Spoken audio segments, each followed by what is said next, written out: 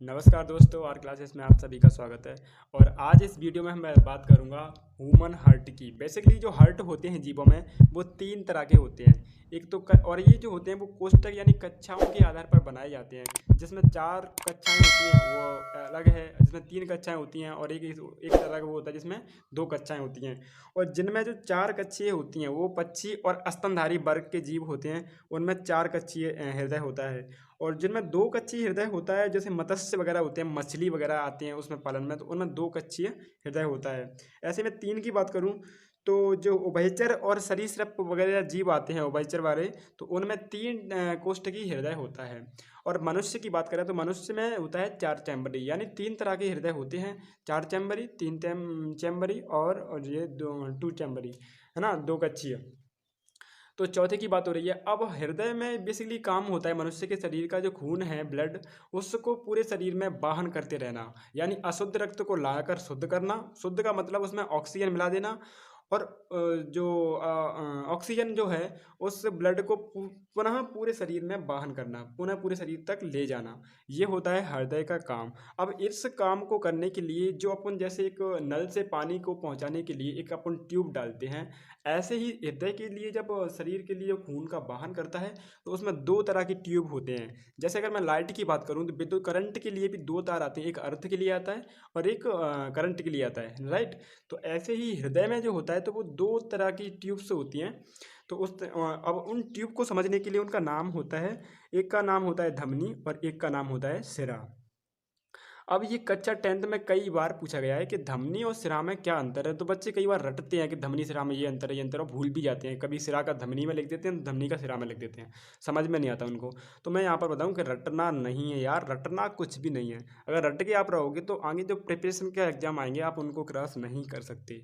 और मेरे जीवन में रटना कुछ भी नहीं था, राइट।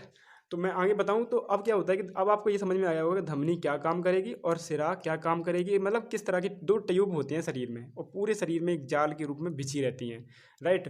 अब क्या होता है कि शरीर में जैसे मैंने बताया था अपने, जब हम सांस लेता है मनुष्य तो उसके फेफड़ों में ऑक्सीजन भर जाती है, राइट। उसके फेफड़ों की जो लास्ट वाला पार्ट होता है, वायु कोष्ठ बोलते हैं ना, वहाँ पर वो ऑक्सीजन भर जाती है। अब वो ऑक्सीजन जब भर जाती है तो फिर जो द्वारा से जो शरीर के अंदर पहले से ऑक्सीजन कार्बन डाइऑक्साइड कोशिकाओं ने छोड़ी है, उस कोशिकाओं को ला करके द्वारा से उस फेफड़े में आती है और फेफड़े से हृदय में जाती है। मतलब वो कार्बन डाइऑक्साइड वहाँ पर आती है, निकल जाती है, लेकिन जो ऑक्सीजन फेफड़े में भरी हुई थी उस ऑक्सीजन को ब्लड मिला लेता है हीमोग्लोबिन, और उसको हृदय के द्वारा पंप करके, यानी मोटर का काम कर देता है हृदय, या ट्रांसफार्मर का, तो उसके द्वारा फिर वो पूरे शरीर में वाहन करता है। अब वो कैसे करेगा, ये धमनी से को समझते हैं।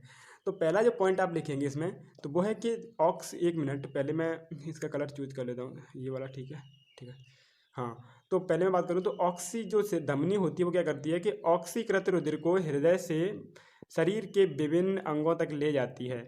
मतलब हृदय से क्या करेगी, शरीर के बहुत सारे जो अंग होते हैं, जितने भी टिश्यू होते हैं, उनमें ले जाएगी ये ब्लड को, धमनियाँ। लेकिन एक अपवाद है, वो है हृदय के पास में होती है फुसफुस धमनी, जो हृदय में होती है।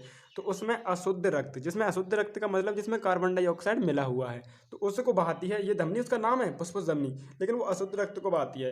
पर जितनी भी धमनियाँ हैं शरीर के अंदर वो सब ऑक्सीकृत यानी शुद्ध रक्त का वाहन करती हैं, राइट।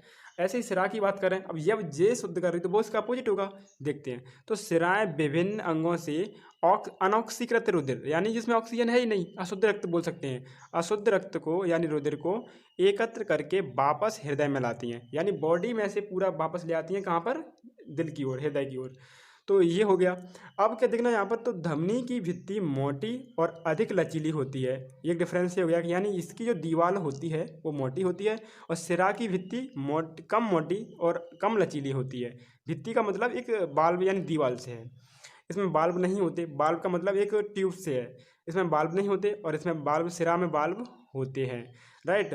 और इसकी बात करें लास्ट पॉइंट, तो ये सतह नहीं होती इनके ऊतकों के नीचे, इनके ऊतकों के नीचे पाई जाती हैं। ये ऊतकों के नीचे मतलब ये सतह ही नहीं होती, फैली नहीं होती, और ये टिश्यू होते हैं उनके नीचे पाए जाते हैं, डीप स्टेट में, नेक्स्ट की बात करें तो ये सतह होती हैं यानी सर्फिकल बोलते हैं, यानी इन्हें फैलाया जा सकता है, राइट। अब ये 4-5 डिफरेंस जो हैं, 4 हैं, ये बेसिकली कई बार 10th में पूछे गए हैं, लेकिन मेरा टारगेट इतना ही नहीं है।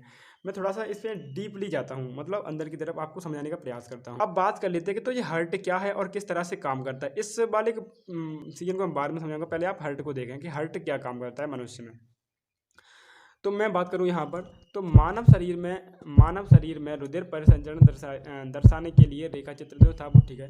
तो हृदय का जो काम है, मानव हृदय एक पंप की तरह होता है जो सारे शरीर में रुधिर का परिसंचरण करता है। मतलब शरीर में जो हार्ट है वो पंप की तरह होता है और सारे शरीर में ब्लड को घुमाता रहता है या फैलाता रहता है, परिसंचरण करता है। नेक्स्ट की बात करूं तो आलिंद की अपेक्षा निलय की पेशी भित्ति मोटी होती है, क्योंकि निलय को पूरे शरीर में अधिक रक्तचाप से रुधिर भेजना होता है। अब ये आलिंद और निलय क्या होते हैं, वेंट्रिकल और होते हैं। तो इन्हें बताऊं, आप पहले हर्ट को समझें कि इन हर्ट का मैं चित्र से द्वारा सभी समझा दूंगा। आप यहाँ पर समझते जाएं, सुनते जाएं। सुनना बहुत ज़रूरी है भाई, सुनना इम्पोर्टेंट है, इससे आपको रटना नहीं पड़ेगा, राइट।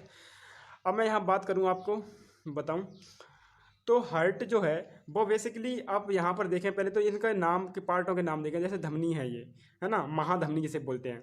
और धमनियों का काम क्या होता है कि ऑक्सीजन जो होगा जिस ब्लड में उसको ले जाएंगी, राइट। तो यहाँ पर जो होता है कि यहाँ एक तो इसके 2-4 पार्ट बताऊँ पहले। एक फर्स्ट पार्ट, इसका ये सेकेंड पार्ट, ये फर्स्ट हो गया और ये सेकेंड हो गया, और ये जो है वो थर्ड पार्ट, और ये जो है वो फोर्थ पार्ट। 4 पार्ट में ये हृदय बटा हुआ होता है, ठीक है। अब ये दोनों ही पार्ट हैं जो फर्स्ट और थर्ड, ये वाले जो पार्ट हैं उनको बोलते हैं निलय, और नीचे वाले दोनों ही पार्ट हैं इन दोनों को बोलते हैं आलिंद, और नीचे वाले पार्ट को बोलते हैं निलय। नीचे वाले दोनों पार्टों को बोलते हैं निलय। अब ये 2 साइड में होती हैं, तो अगर बाईं साइड में है तो बायां आलिंद, और नीचे की तरफ है दाईं साइड में है ये वाला तो दायां आलिंद बोल देंगे इसको। ऐसे ही यहाँ पर अगर इस वाली साइड में है, दाईं ओर है तो दायां आलिंद, और नीचे वाली साइड में है तो दायां निलय। मतलब आलिंद 2 होते हैं, 2 निलय होती हैं, 4 होते हैं। अब इनकी कार्यविधि समझते हैं, राइट।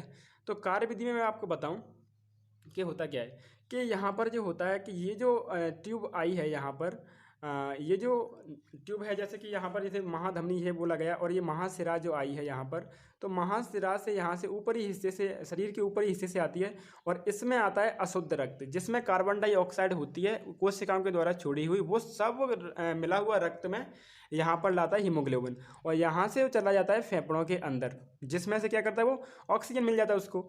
और यहाँ से वे फेफड़ों के अंदर से फिर ये निकल के आता है यहाँ से, तो अब ये फर्स्ट निलय से यानी दाएं आलिंद से निकल के हृदय में जाता है, फिर ये ब्लड तो दाएं निलय में चला जाता है। अब दाएं निलय से इसे पंप करने की प्रक्रिया होती है, तो तीसरे वाले स्टेप्स में फिर ये आगे चल के इस नली से होकर के दूसरे वाले फेफड़े में यानी बाएं वाले फेफड़े में चला जाता है ये खून, जहाँ पर इसको ऑक्सीजन मिल जाती है, राइट। अब ये ऑक्सीजन लेने के बाद ये जो ब्लड है वो बाएं आलिंद से प्रवेश करता है, इसमें इस वाले बॉक्स में प्रवेश करता है, और इस वाले जब बॉक्स पूरा भर जाता है तो ये ट्यूब जो है, ये वाला ट्यूब है वो ओपन होता है, और ये पूरा बाएं निलय में ब्लड जो है वो आ जाता है, रुधिर बाएं ब्लड में आने के बाद यानी बाएं निलय में आने के बाद इसे पंप करता है और ऊपर की तरफ भेज देता है इन ट्यूबों में, इन वाली नसों में भेज देता है। महाधमनी से होता हुआ ये ब्लड जो शुद्ध होकर के शरीर के अन्य भागों में चला जाता है, जैसा कि आप एक इस वीडियो में देखें।